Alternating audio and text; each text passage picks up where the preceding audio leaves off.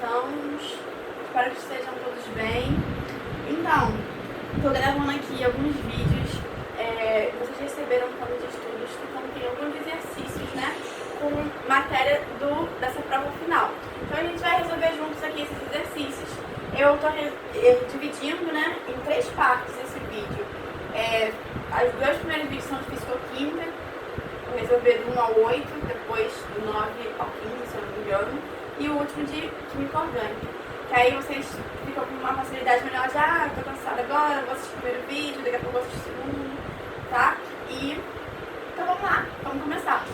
Mas antes de começar, vocês têm meu WhatsApp, né? Então qualquer coisa que não fique esclarecida aqui, qualquer dúvida que vocês tiverem sobre essa questão ou sobre algum ponto da matéria que não ficou claro para vocês podem me mandar uma dúvida, a sua dúvida no privado, né? E eu gravo um videozinho rapidinho para vocês para explicar essa parte que vocês vão entender, ok? Então vamos começar agora. Questão número 1.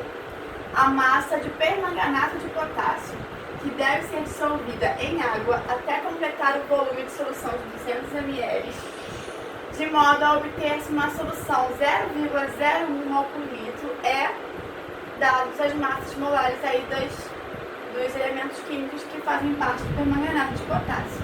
Então, olha só, ele quer saber a massa de permanganato de potássio que deve ser dissolvida nesse volume para obter uma solução de 0,01 mol por litro. Isso aqui é um tipo de concentração, que é a concentração molar. Para a gente resolver a concentração molar, a gente tem 2 fórmulas, certo? A gente vai usar essa fórmula aqui, porque essa fórmula, ele dá a massa. A outra fórmula é número de mol sobre volume. A gente não tem número de mol. E a gente quer saber justamente a massa. Então eu tenho que usar essa fórmula aqui. Concentração molar é igual a massa do soluto dividido pela massa molar do soluto vezes o volume, certo? Então o que eu tenho? A massa que eu quero descobrir, ele pergunta lá, né? O meu volume é de 200 ml, mas eu tenho que passar para litros. E para passar para litros eu divido por 1000, então 0,2 litros. A massa molar, ele deu aqui de cada elemento químico, então eu vou fazer o somatório para obter a massa molar. E vou achar 158. Lembrando que eu tenho 4 oxigênios, então eu tenho que fazer 4 vezes 16, tá? Então 158 é a massa molar dessa substância. E a molaridade que ele quer é 0,01. Então a gente vai pegar todos esses dados e vai substituir aqui nessa fórmula. Vai ficar desse jeito, certo? Como é que eu vou resolver? Eu vou multiplicar 158 por 0,2. Depois desse resultado que está dividindo aqui, eu vou passar para lá multiplicando, certo? Então eu vou achar que a massa é de 0,316 gramas, que é a resposta aqui da letra D, ok? Questão número 2. 4 tubos contêm 200 ml de água, cada um a 25 graus Celsius. Coloca-se nesses tubos dicromato de potássio nas seguintes quantidades: 1 grama, 3 gramas, 5 gramas, 7 gramas. A solubilidade do sal a 20 graus Celsius é 12,5 gramas por 100 ml de água.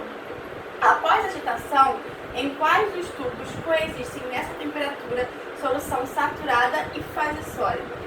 Então, olha só, ele tem essa quantidade de massa dissolvidos em 20 ml de água. E ele dá pra gente o coeficiente de solubilidade. Quer saber qual dessas aqui que eu tenho o dicromato dissolvido e uma parte sólida também. Então aqui é uma questão que envolve o coeficiente de solubilidade.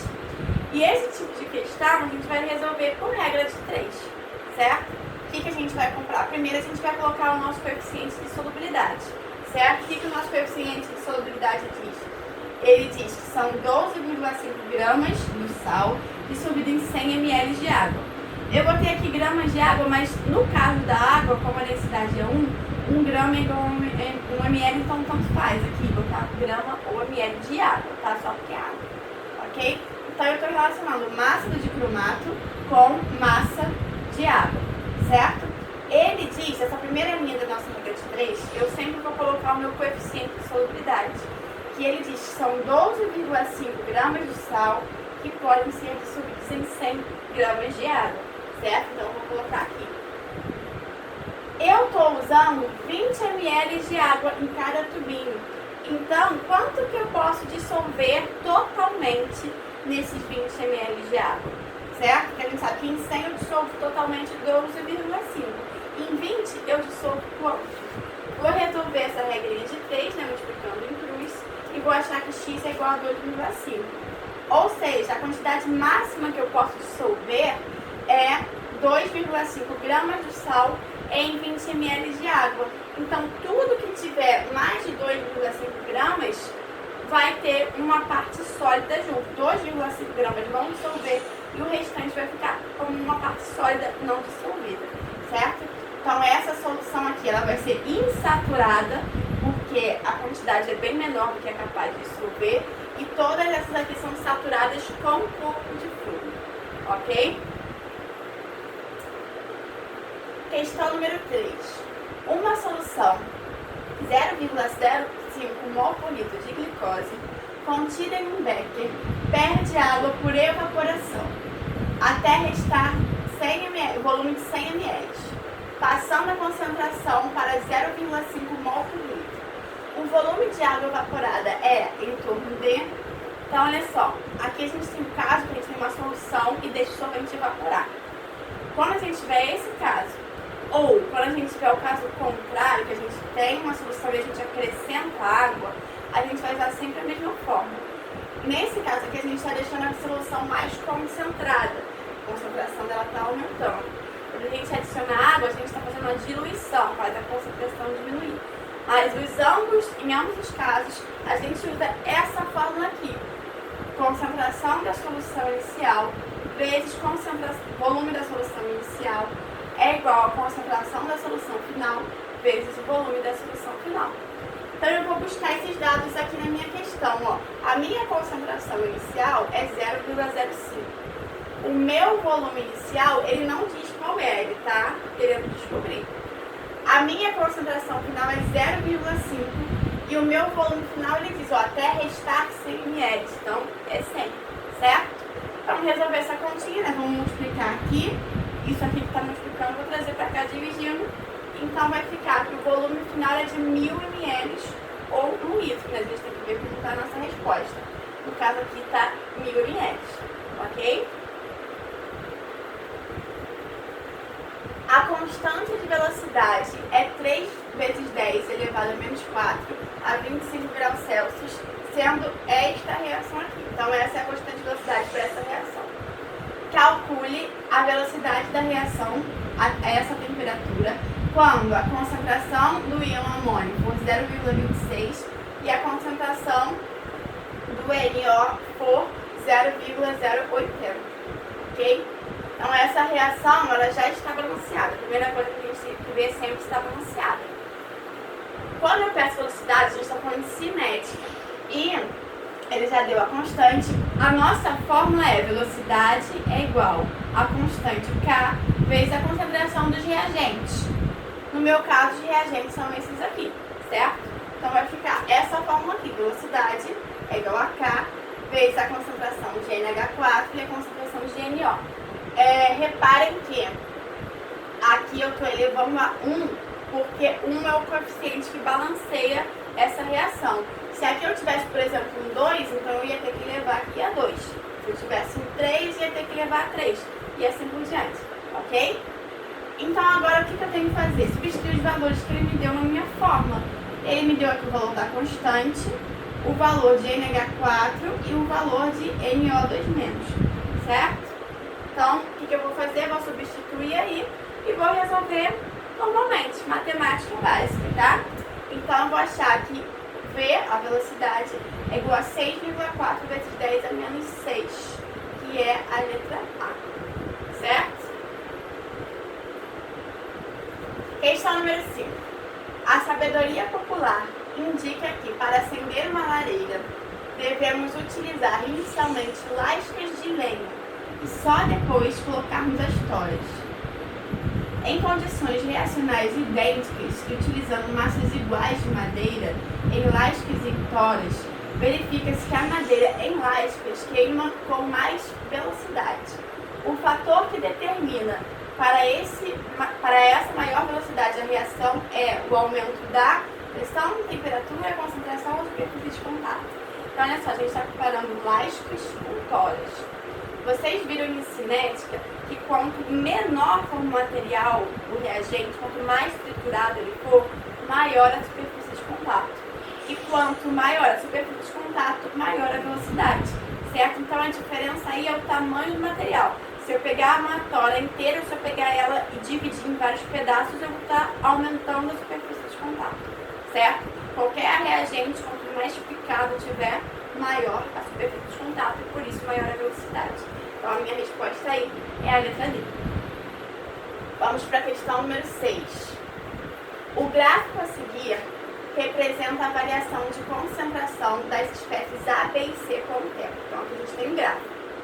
Qual dessas alternativas a seguir contém a equação química que melhor descreve a reação representada pelo gráfico? Então olha só, o que a gente pode perceber? Que a curva A está aumentando e que B e C estão diminuindo. A gente sabe que numa reação, os reagentes eles são consumidos, então a concentração deles tem que diminuir. E os produtos vão sendo formados, então a concentração deles vai aumentar. Então o meu produto aqui é A, só pode ser A.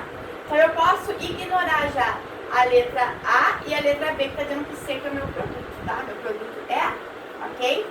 Agora, o que a gente pode reparar também? Que A e B, eles estão variando sua concentração proporcionalmente.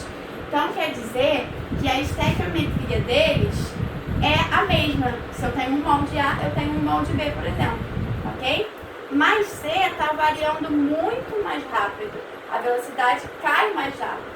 Então, quer dizer que a concentração de B é maior do que a concentração de C é maior do que a de A e de B, porque ele está caindo com uma velocidade maior, ok? Então, olha só, eu tenho A como produto, né? E B tem a mesma índice estequiométrico que A, então eu posso já ignorar a letra B, porque ele está dizendo que B é o dobro de A e a gente vê que não é, porque um cresce e o outro decresce na mesma proporção.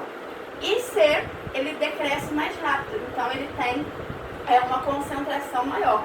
Então a nossa resposta aí é a letra B, que B é a letra C, na verdade, em que B e A tem o índice 1 e C tem o índice 2, certo? Questão número 7. A seguir, estão tabeladas as constantes de ionização em solução aquosa a 25 graus Celsius. A ordem decrescente de acidez está corretamente representada em, então ele quer a ordem decrescente, do maior para o menor. E a gente viu que quanto maior for a constante de acidez, mais ácido ele é. Para ter a maior constante de acidez, ele tem que ser menos negativo aqui nesses índices. Quanto mais negativo for o expoente, menor é. Então vamos começar achando maior, que é 10 a menos 3, certo? Depois 10 a menos 4, 10 a menos 8, 10 a menos 9, 10 a menos 10. Então aqui a gente já colocou em ordem do maior para o menor. Agora é só a gente achar aqui a nossa alternativa correta, que é a letra A, certo? Todo esse material que eu estou vendo aqui para vocês, que a gente está conversando sobre física e química, eu tenho alguns vídeos gravados, então se vocês precisarem é só falar comigo que eu passo para vocês, ok? Em uma solução aquosa de ácido acético, se estabelece o seguinte equilíbrio. A adição de uma pequena quantidade de acetato de sódio a esta solução, ela causa o quê? A gente vai ver o que ela causa. Primeiro, diminuição do seu Ka. Então, a gente tem aqui mostrando a dissociação de um ácido, né? Só que ela é mais corretamente representada assim. Para a gente falar de Ka, eu tenho que mostrar esse ácido se dissociando, né? Não o equilíbrio inverso, ok? Quando eu construo a equação de Ka, como é que é qualquer constante? Como é que eu construo uma equação que representa uma constante? Produtos sobre reagentes. Esses são os meus produtos, esse é o meu reagente, certo? Então tá aqui, ó, produtos sobre reagentes. Deixa eu pegar aqui uma caneta para ensinar uma regrinha para vocês. Vamos lá. É a regrinha que eu chamo da regrinha da caneta para a gente falar do equilíbrio. Vamos supor que isso aqui representa a minha setinha do equilíbrio, tá? E essa caneta aqui representa o equilíbrio. ele está falando que ele vai adicionar acetato de sódio, que tem esse íon acetato comum a esse íon aqui, certo? Ou seja, se eu adiciono acetato de sódio, eu estou adicionando mais desse íon. O que acontece do equilíbrio quando eu aumento um reagente? Meu reagente... Não, desculpa, vamos olhar para esse equilíbrio aqui, ó. A gente está falando de Ka, né? Eu estou aumentando a concentração disso aqui, né? Desse íon, né? O que acontece com o meu equilíbrio se eu aumento a concentração desse produto aqui? Meu equilíbrio vai ser deslocado para lá, certo? Então, se eu aumento a concentração de um íon, desse íon aqui, eu estou deslocando para lá, ok? Essa é a regrinha da caneta. Como eu não tive muito contato com vocês esse ano, eu não consegui ensinar para vocês. Agora, se eu estou aumentando a quantidade desse íon aqui, eu estou aumentando o numerador, certo? Se eu aumento o numerador, eu estou fazendo com que na hora que eu fazer essa divisão aqui, esse valor de Ka vai ser maior. E ele está dizendo que vai ser menor. Então essa aqui é falsa, ok? Aumenta a concentração dos íons H+. A gente viu agora, pela regrinha da caneta, que se eu aumento isso aqui, eu vou deslocar para lá. Se eu desloco para lá, esse H+ vai ser consumido.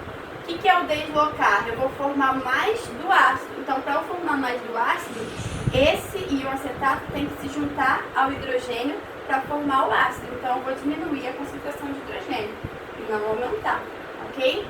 Diminui o grau de ionização. O que é o grau de ionização? Quanto maior for a porcentagem